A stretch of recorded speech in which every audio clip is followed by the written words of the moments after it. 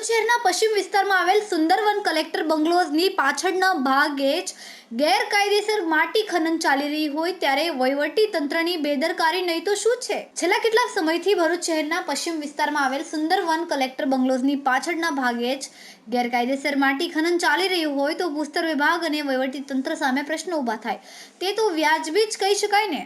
તેમજ આ અગાઉ પણ ભરૂચમાં ગેરકાયદેસર રીતે માટી ખનન કરવામાં આવી રહ્યું હોય તેવા અનેક વિડીયો સોશિયલ મીડિયામાં વાયરલ થયા હતા, જેના કારણે ભૂસ્તર વિભાગ અને વહીવટી તંત્રએ સોશિયલ મીડિયા પર ફિટકારનો સામનો કરવો પડી રહ્યો છે.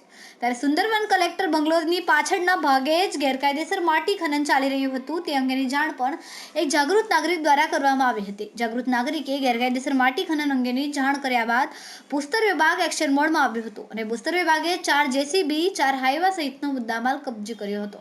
પરંતુ એ પ્રશ્ન એ થાય છે કે ભૂસ્તર વિભાગને ગેરકાયદેસર માટી ખનન જાણ સુદ્ધા ન હતી. આ તો જાગૃત નાગરિક દ્વારા ફરિયાદ કરવામાં આવી એટલે નહીં તો હજુ કેટલા સમય માટે ગેરકાયદેસર માટી ખનન ચાલુ રહ્યું હતું. માટી એ કુદરતી સંપત્તિ છે, તેનો ઉપયોગ કરવા માટે ભૂસ્તર વિભાગ પાસેથી પરવાનગી લેવાની હોય છે અને રોયલ્ટી ભરવાની હોય છે. પરંતુ અહીં તો કોઈપણ પ્રકારની રોયલ્ટી ભર્યા વગર માટી ખનન કરીને હાઈવા ટ્રક ભરીને માટીને સગે વગે કરી દેવામાં આવે છે. સમગ્ર મામલાને લઈને વહીવટી તંત્રની ઘોર બેદરકારી ક્યાંક ને ક્યાંક જોવા મળી રહી છે. ભૂસ્તર વિભાગની ઢીલી નીતિના કારણે જ માટી ચોરટાઓ બેફામ બન્યા હોય તેવું જોવા મળી રહ્યું છે. તેમજ અહીં પ્રશ્ન એ થાય છે કે અધિકારીઓ અને માફિયાઓની સાઠાગાંઠ હેઠળ જ સમગ્ર કારભાર ચાલી રહ્યો હોય કે કેમ? રિપોર્ટર રવિ સૈયદ, તહેલકા ન્યૂઝ, ભરૂચ.